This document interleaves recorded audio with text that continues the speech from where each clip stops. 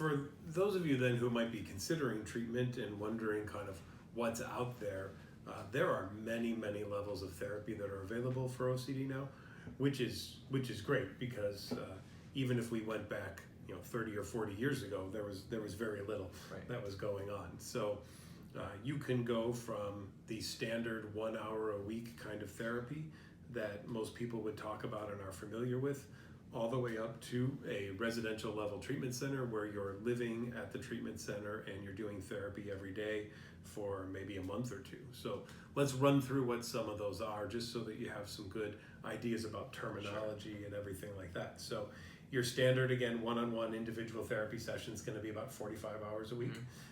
I'm sorry, 45 minutes. 45 hours a week. That's a long week.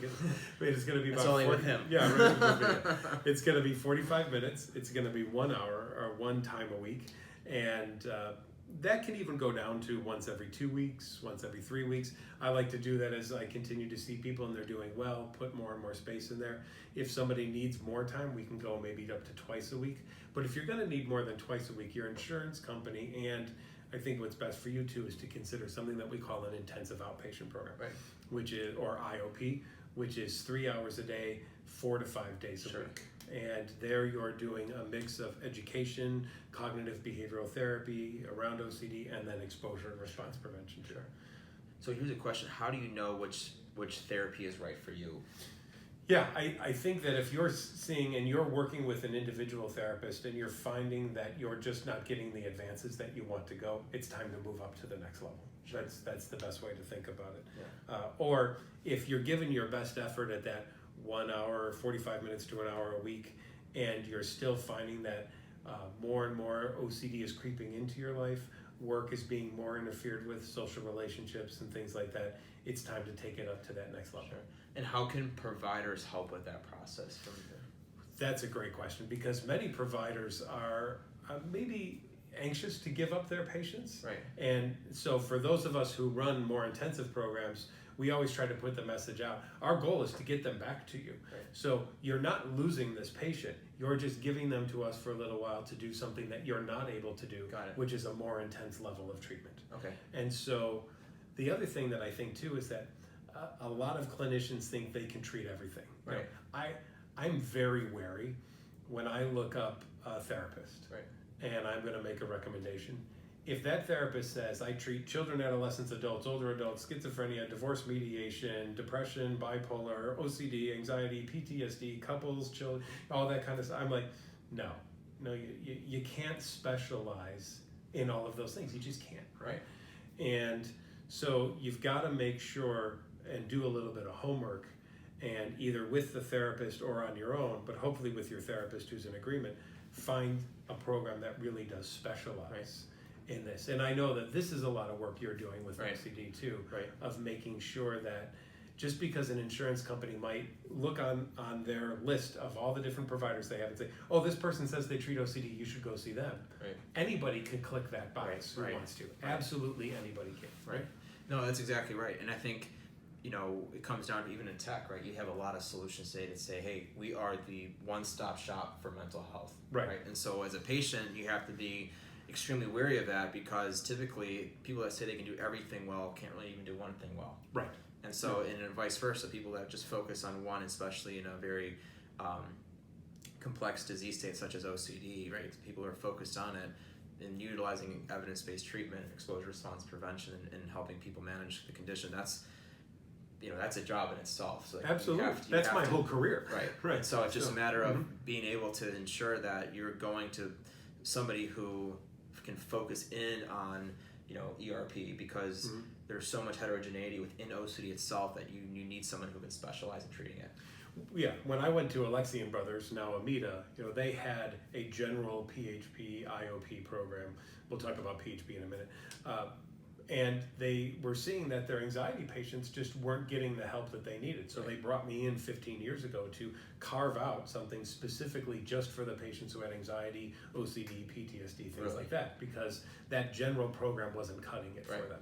So a lot of our patients call us and say, I've been doing an IOP. Well, what do you do? Well, we sit in a lot of groups. Who's in the groups? Every diagnosis that's around the sun is around the table. Sure. That's not going to help someone with OCD. So in terms of a program that wouldn't help kind of a broad anxiety, like you were saying, like what does that look like? So providers know that, hey, if this is a program that I'm implementing, or I know people implementing, this is maybe not the right direction. Instead, there could be another option that could be more effective for them. What would you say? If it's not diagnostic specific, okay, and it's not evidence-based in whatever treatment it's doing, it's not going to be helpful for someone with OCD. Got it. Imagine walking into a group where around the table are someone maybe with bipolar, someone with schizophrenia, someone who's abusing heroin, someone who's an alcoholic, someone who's severely depressed and suicidal, someone who's got panic attacks, and then someone with OCD who has intrusive thoughts about what if I want to kick my dog or something like that.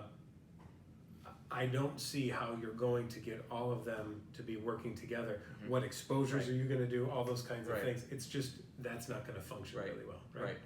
So you treat someone with OCD the same way you treat someone with maybe schizophrenia, like both patients would get, that patient would get worse and vice versa? Yeah, I don't think either of them benefit from it, because you have a specialized treatment for a psychosis-based disorder and you have a specialized treatment for an anxiety-based disorder. So that's what's really important. So with us, the work that we're doing at AMITA then is that those programs are specific. We're looking at, it's people with anxiety disorders who are in our groups and who are getting exposure and response prevention and cognitive behavioral therapy and education on anxiety. Interesting. If IOP is not working, you're intensive outpatient, you need more than the 3 hours a day, you can go to a partial hospital program, which is a 6-hour-a-day program. That's 5 days a week. Okay. And in there, you're going to do a lot of what you do in the IOP, but more of it. So it's more education, it's more CBT, it's more exposure therapy. And it's at a point where maybe somebody can't function at work or at school anymore. With an IOP, like we even have an evening IOP. So people can go to work or school and come there in the evening. That is what people do sometimes.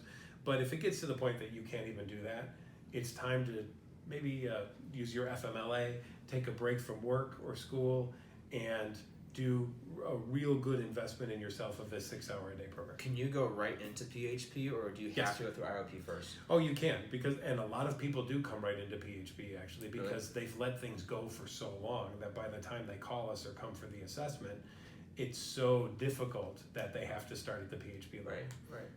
Right. So I'm just thinking about it too from providers that we've spoken with. Sometimes they'll get patients in the door who are really, really severe and just they don't know what to do. And so that's why I was asking, does it make sense for them to say, okay, well, IOP may not be enough care for this individual. Maybe PHP would be better and go directly there. Well, and the good thing is, so for us at AMITA, we do a free assessment. So all people have to do is show up, we'll assess it, and we'll make that decision. So the therapist doesn't even have to make the decision. They just have to say, go over there, and then we can help them out. That's great. That's great. So then how does PHP differ from residential? So residential, you'll live there. That's number one. That's the biggest piece. And really, residential is going to be reserved for people who PHP wasn't even working. So let's say they were doing PHP, but then they were going home and undoing all of the things that they worked on in PHP. Once they got home, they started washing their hands again. They started seeking reassurance from family members and all those things. So they might have resisted that for 6 hours, but they weren't able to do it longer than that. Residential pulls you out of that family system and out of that environment that's very tempting to go back and do those things, and puts you in an environment to start practicing really not doing those things 24 hours a day, 7 days a week. And then what we like to do from residential is step someone back down to the PHP level, so that they're still engaging in a long-term kind of active therapy, but now they're starting to also practice some of the home stuff as well too. So just like how you would step someone up from outpatient, IOP, PHP, residential, you can also step them down the exact same ladder. Absolutely, and that's really the goal. We've had people who have done that, who have come up and then gone back down, and that's the nice thing about the fluidity of the whole system and us having it all in one place, is that we can do that as well too. It's fantastic. Mm-hmm.